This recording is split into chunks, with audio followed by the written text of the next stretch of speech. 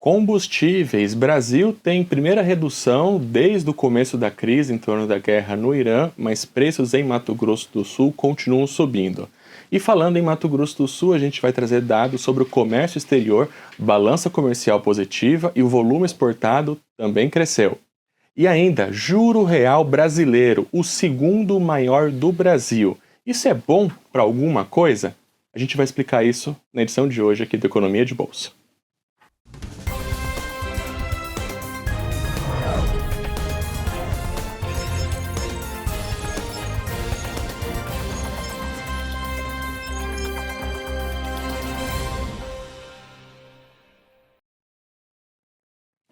Economia de Bolsa começando aqui na TV Alemes, muito obrigado pela sua audiência a gente começa a edição de hoje falando sobre os preços dos combustíveis, é um assunto que está tão próximo da gente já, né, essa elevação dos preços, muito em decorrência aí da variação da cotação no mercado internacional em função dos conflitos no Oriente Médio, em especial ali no Irã. Vamos ver os preços então, como é que estão. A gente teve então essa primeira variação para baixo em nível Brasil, nos dados mais recentemente apurados pela Agência Nacional de Petróleo, a ANP, que foram divulgados. Esses dados que a gente está usando no programa de hoje são do dia 11 de abril. Então, de acordo com a ANP, o diesel comum, tem a primeira queda média depois do início da guerra. Então, antes que estava sendo cotado a 7,43, agora cotado a 7,43, uma redução bem tímida, mas é uma redução de 2 centavos, que antes era 7,45. A gasolina também uma queda de 1 centavo na média, o etanol também uma queda de 1 centavo na média,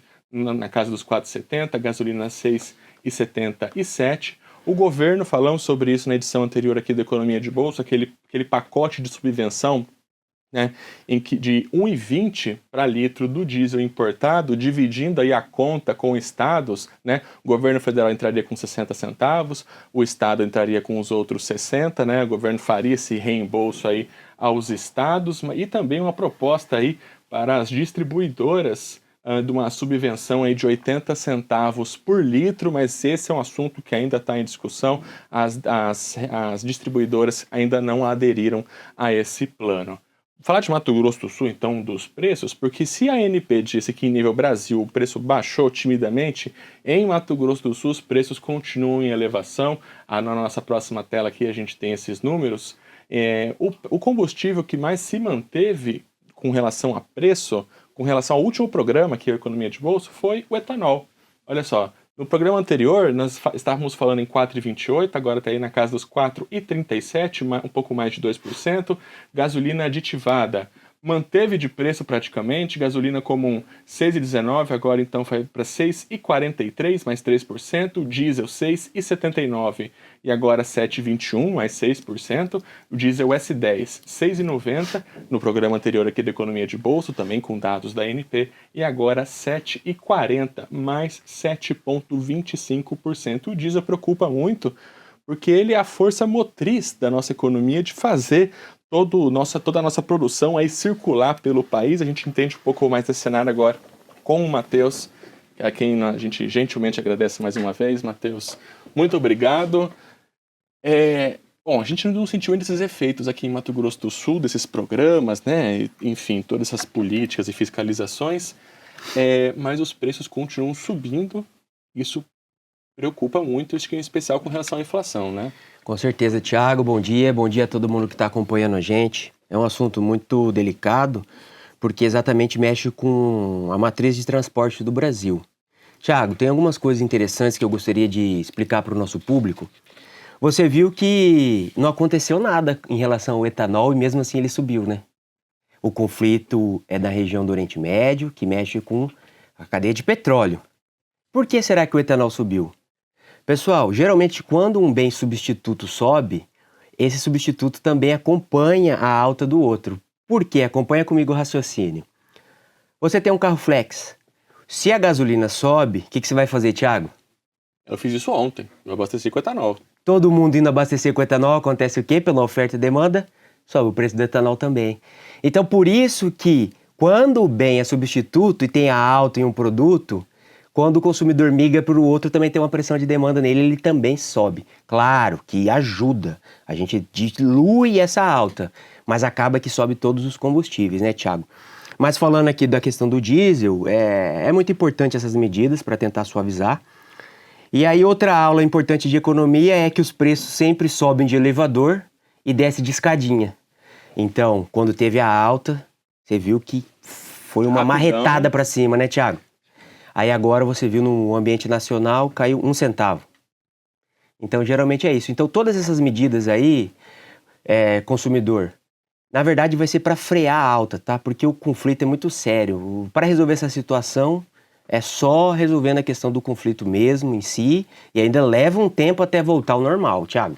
E, Matheus, a gente tem então aí, o etanol variou 2%, pouco mais de 2%, mas foi o que menos variou. Isso também conversa muito com a nossa produção local, né? Isso, perfeito, exatamente. O Brasil tá saindo nas revistas internacionais de economia que o Brasil é um dos países que está melhor preparado para enfrentar essa crise, porque a gente tem biocombustíveis, tanto no biodiesel, também etanol, a gente tem uma frota, mas impacta na gente, né, Thiago? Sobretudo pela nossa matriz de transporte ser rodoviária. Então o preço do diesel, e a gente não é autossuficiente em diesel, a gente importa 30% mais ou menos, a gente é afetado, mas muito menos que outras regiões. Alguns países da Ásia, por exemplo, já estão com filas, distribuição de senhas para abastecer, porque não tem o produto, né? Então, nesse ponto, a gente ter a Petrobras, esse gigante aí do mundo em setor de combustíveis, mas a produção nacional ajuda a gente a enfrentar isso, mas o bolso sente, não vai ter jeito, Thiago.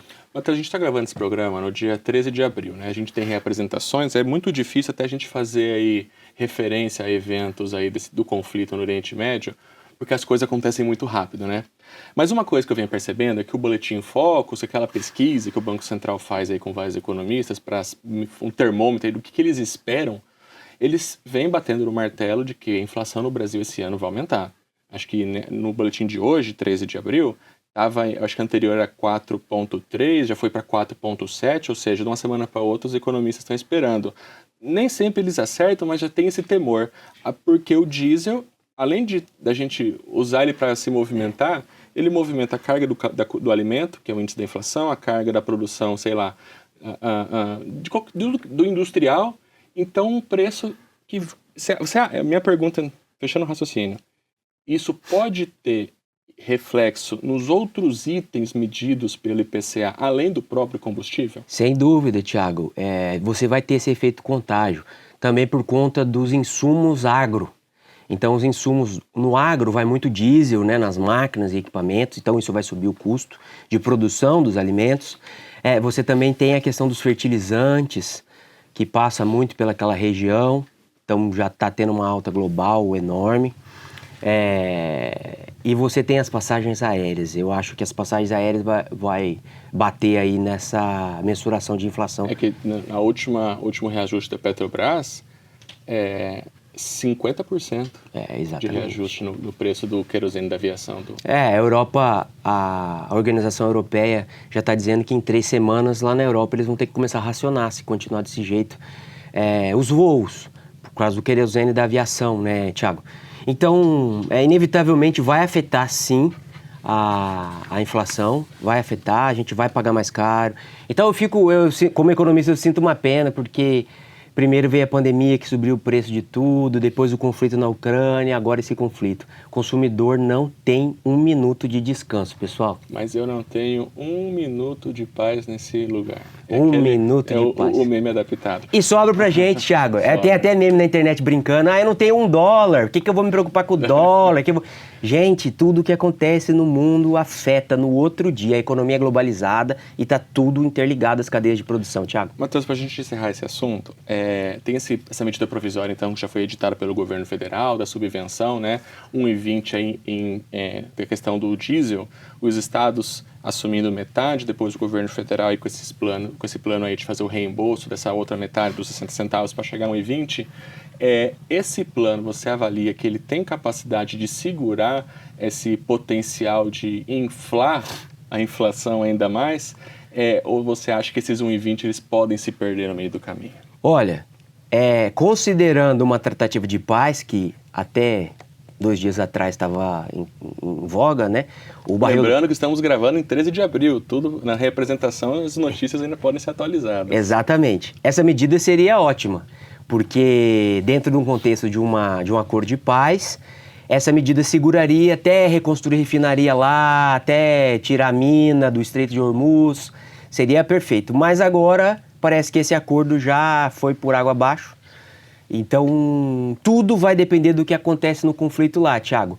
Mas essa medida, pelo menos, tem o poder de diminuir a aceleração dos preços, tá? Então, se ela não resolve, pelo menos ela ajuda a diminuir e acomodar um pouco esse choque. Mas tudo vai depender do que está acontecendo entre as potências lá no conflito. Então, é um assunto a ver. É um assunto a ver, inclusive, acompanhar como é que isso vai afetar a inflação. Bom, então é isso, a gente vai sempre acompanhando esses assuntos por aqui, né, Matheus? Mas agora a gente fala aí sobre fundo garantidor de crédito, né? Todo mundo tem acompanhado aí o desenrolar aí das investigações em torno do Banco Master, mas o Banco Will, no nome comercial Will Bank, fazia parte também desse conglomerado, no ano passado também foi aí liquidado extrajudicialmente pelo Banco Central e agora estão abertos os pedidos de quem tinha investimentos no Will Bank para poder fazer o resgate de até R$200 mil via fundo garantidor de crédito. A gente falou muito sobre isso com o Banco Master, Matheus, mas o Will Bank, né, faz parte do conglomerado também, mas R$6 bilhões para 312 mil credores. Ainda assim é um volume bem considerável, né? Thiago, considerando o potencial de proteção do Fundo Garantidor de Crédito e considerando o tamanho do sistema financeiro, é pequeno, mas considerando os valores absolutos, assustam, né? Então, até 250 mil por CPF aí, a pessoa vai conseguir reaver isso, incluindo o retorno. Então, se a pessoa tinha investido 200 mil, aí conseguiu aí um retorno, tá com 230 somando até a data retorno, da liquidação. Até a data da liquidação, perfeito, Thiago. Ele vai conseguir reaver esses 250. Só que lembrando, como é por conglomerado, se você já usou essa cobertura lá no Banco Master, você vai perdendo proteção, entendeu? Porque é por conglomerado, Thiago. Então, o limite é 50 mil reais. 250 mil. Isso. Se alguém que está acompanhando a gente tem uma educação financeira maravilhosa, tinha lá 200 mil guardado no banco, investido no Banco Master, resgatou e tinha mais 100 no Will, ele vai perder 100, vai perder 50.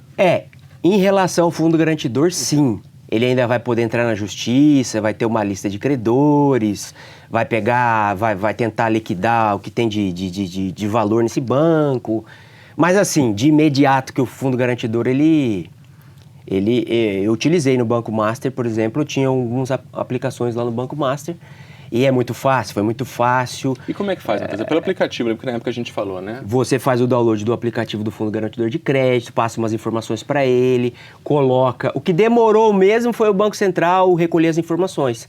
A partir do momento que ele recolheu as informações, foi muito fácil, ele acredita na sua conta sem problema nenhum. Então o Fundo Garantidor de Crédito é uma ferramenta ótima.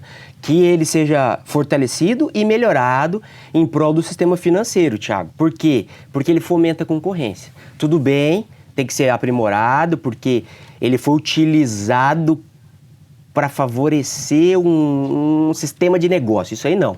Mas ele foi muito importante, Thiago. Sabe por quê, Thiago? Porque vamos supor que acabasse o Fundo Garantidor de Crédito. O que todo mundo vai fazer? Eu só aplico nos 3 maiores bancos. Só em quem eu confio. Só nos 3 maiores bancos. E aí vai concentrar todo o sistema de novo. Certo. Bom, então, você que tem aí investimentos no Will Bank, tinha lá uma caixinha guardada, então está aberto o período aí, você já pode procurar o FGC, baixar na loja de aplicativos, seja iOS, seja Android, baixar o aplicativo do FGC, colocar os dados e fazer o resgate desses valores. Bom, a Economia de Bolsa vai para um intervalo bem rápido e na volta vamos falar sobre a balança comercial de Mato Grosso do Sul.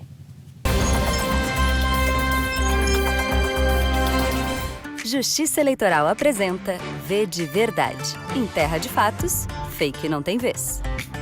Um dos grandes momentos da democracia acontece quando as pessoas escolhem livremente seus representantes por meio do voto. E para ser realmente livre, essa escolha tem que se basear em informações verdadeiras.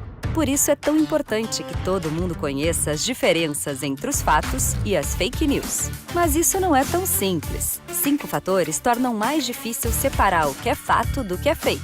Os 5 Vs da desinformação são os seguintes: volume de informação, variedade de temas, velocidade de propagação, viralidade dos conteúdos e verossimilhança. Ou seja, o quanto determinada informação parece ser verdadeira. Nos próximos vídeos, vamos falar de cada um desses Vs. Fiquem ligados e não se esqueçam, a letra mais importante para a democracia é o V de verdade. Justiça Eleitoral, a justiça da democracia. E se ninguém debatesse? E se ninguém fiscalizasse? E se ninguém decidisse?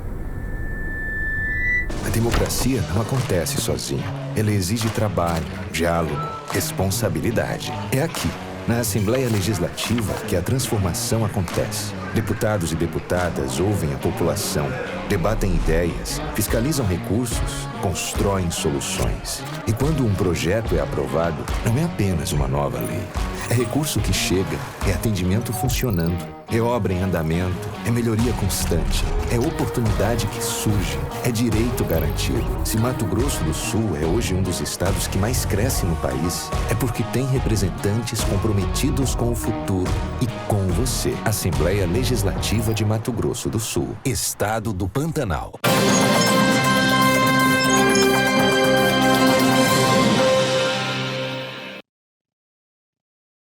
Economia de bolso de volta, a gente fala agora da balança comercial de Mato Grosso do Sul, que segue positivo. Vamos trazer os dados aqui então, divulgados pelo setor de comércio exterior do governo federal, mas compilados pela Semadesc, a gente então utiliza esses dados da Semadesc. Então, Mato Grosso do Sul exportando 2,5 bilhões de dólares no primeiro trimestre, já esse balanço então, e mantendo um superávit aí de 1,76 bilhões de dólares, né? O comércio exterior sempre usa a métrica dos dólares. Os valores, em valor, caiu 1,66% com relação ao primeiro trimestre de 2025, mas com relação ao volume, a quantidade de carga que saiu de Mato Grosso do Sul, um crescimento de 11,83%. Nas exportações, soja vira líder, então, agora desse balanço, com 28,32% do volume de produtos exportados por Mato Grosso do Sul. Em seguida vem a celulose, muito próximo, 27,41%, em seguida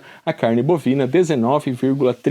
A China é o maior parceiro comercial de Mato Grosso do Sul, compra 44,84% dos produtos sul-mato-grossenses que vão aí para o mundo. Em seguida vem os Estados Unidos com 8,58%. Entre os municípios sul-mato-grossenses que mais exportam, em primeiro lugar vem o município de Três Lagoas com 18,9%, em seguida Ribas do Rio Pardo, principalmente com a celulose, 12,01%, Dourados com 9,87% e a capital, Campo Grande, a quarta cidade sul-mato-grossense que mais exporta, com 7,59%. Matheus, tem a questão do gás também, que voltou a ser o produto importado, que é boa notícia para o Estado, né, que estava aí perdendo um pouco de arrecadação com esse produto, mas o que me chama a atenção é o seguinte: Mato Grosso do Sul exportou mais, foi mais container daqui para o mundo, mas isso não se refletiu em grana, em dinheiro que entrou na conta aí dos exportadores. Por que isso aconteceu? Isso, Thiago. Esses dados que você levantou muito bem nos indicam algumas coisas. Primeiro, Mato Grosso do Sul vem se consolidando como Vale da Celulose mesmo. Você vê que volta e meia ainda tinha uma disputa entre soja e celulose, mas a celulose está cada vez mais sendo consolidado como o principal item exportado pela nossa economia e pela maturação dos investimentos que tem acontecido aqui no estado. Então esse é um ponto positivo. Bom, aqui é muito interessante o efeito cambial. Se vocês estão acompanhando aí, a gente está tendo uma retração do dólar, não só no Brasil. Então o dólar está em torno de R$5, né, Thiago? Hoje, de 13 de abril. Esse dólar estava 5,50, 5,40 um tempo atrás. Então, quando você exporta uma quantidade, você tem que multiplicar pelo dólar, porque os contratos são em dólar, entendeu? Quando esse câmbio se aprecia, você perde em questão de dinheiro. Mas a quantidade, ou seja, a pujança da economia do Estado está crescendo. Você viu, você mostrou aí, é mais de 11,83% de crescimento. Então, a gente está produzindo mais. Agora, em termos de dólar, teve uma pequena redução por causa do efeito da taxa de câmbio. O dólar ele vem perdendo poder de compra no mundo inteiro.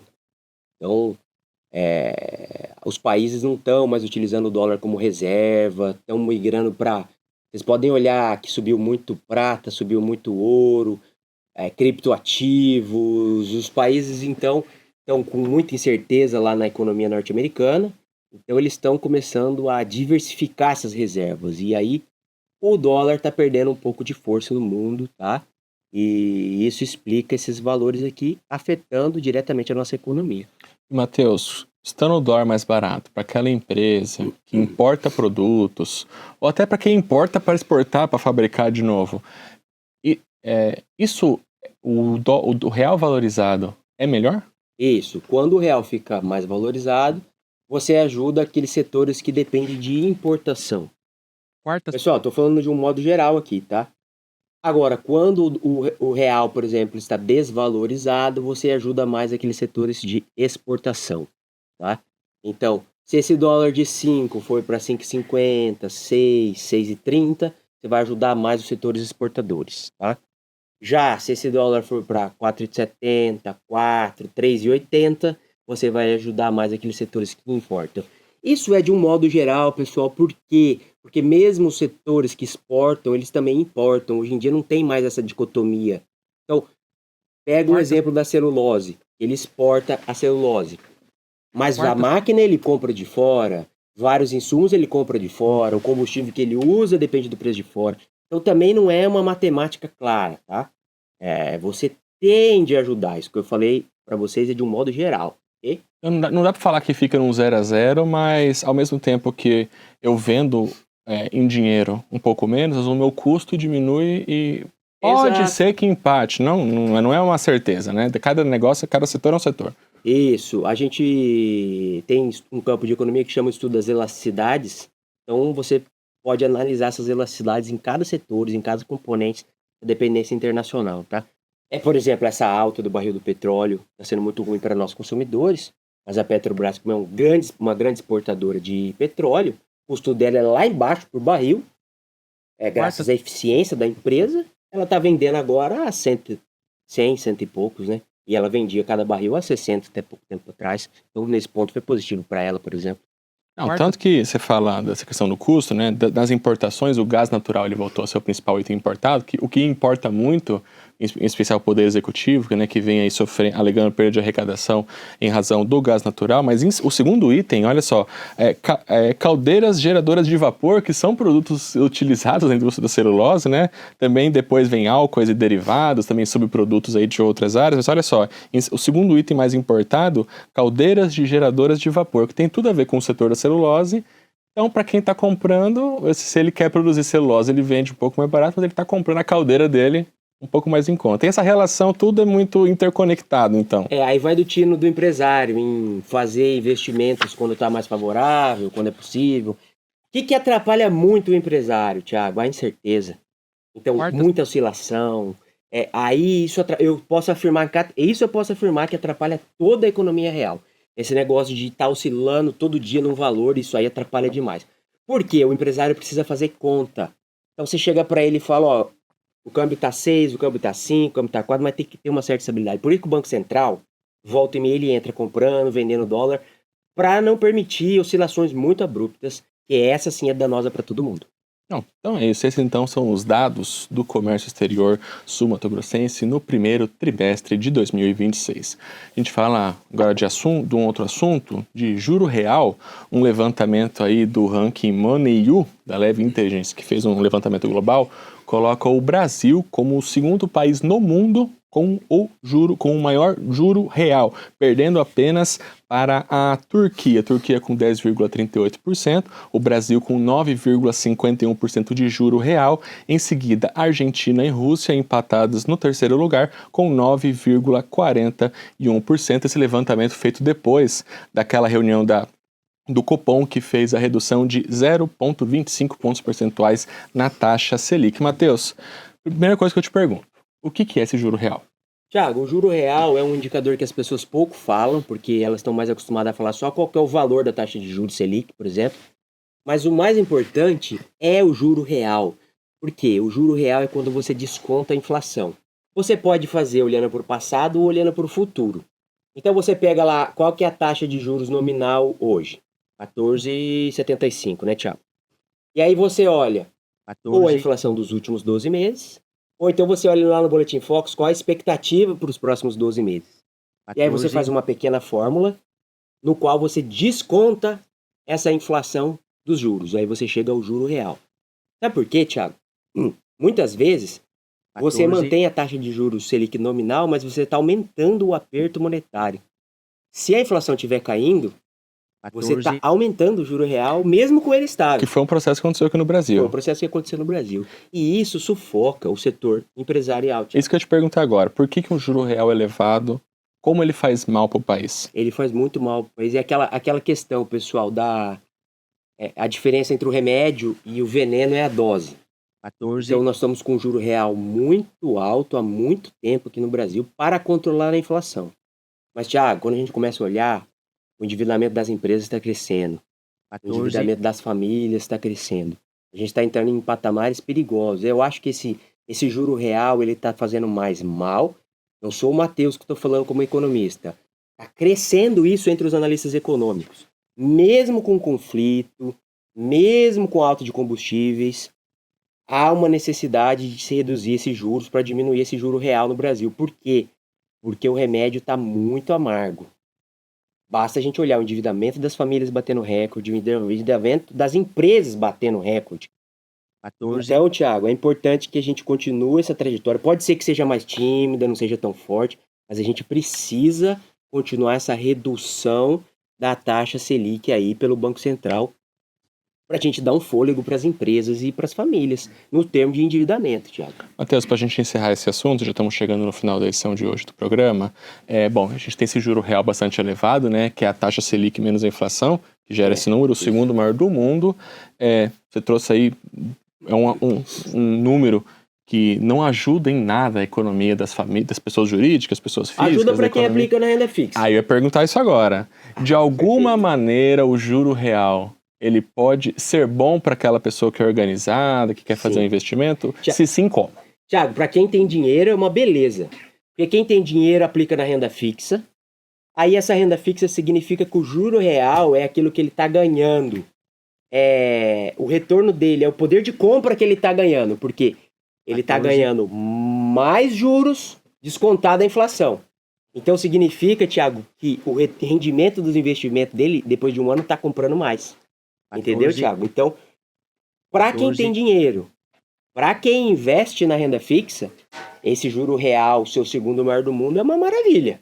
Agora, para a maioria da população, para o setor das empresas, para a economia real, para a atividade econômica, é muito ruim, Tiago. E qual investimento a pessoa tem que buscar para ela tentar, pelo menos, tirar algum proveito da situação que não é boa, mas que a pessoa quer ter um dinheirinho ali para investir? Que tipo de investimento que ela procura, que ela pode se beneficiar? Tesouro direto? LCI, títulos de tesouro atrelado à taxa Selic, tudo quanto for renda fixa costuma se aproveitar desse juro real tão elevado assim, Tiago. Então, tá certo. Matheus, mais uma vez, muito obrigado e até a próxima. Eu quem agradeço, Tiago. Bons investimentos para quem consegue aproveitar essa renda fixa atrativa. É isso aí. Bom, você pode sempre mandar seu questionamento aqui pra gente. No Instagram, você procura aqui a TV Alemes, no @TV e Rádio Alemes. Também pode procurar aí o perfil do professor Matheus, @Matheus Abrita, Matheus com um T só. O Abrita também está aí na sua tela para você ver aí certinho os arrobas. E você pode também reassistir, compartilhar essa edição a partir lá do nosso canal no YouTube. É só pesquisar por Assembleia Legislativa de MS. Muito obrigado pela sua audiência. Economia de Bolso volta na próxima edição.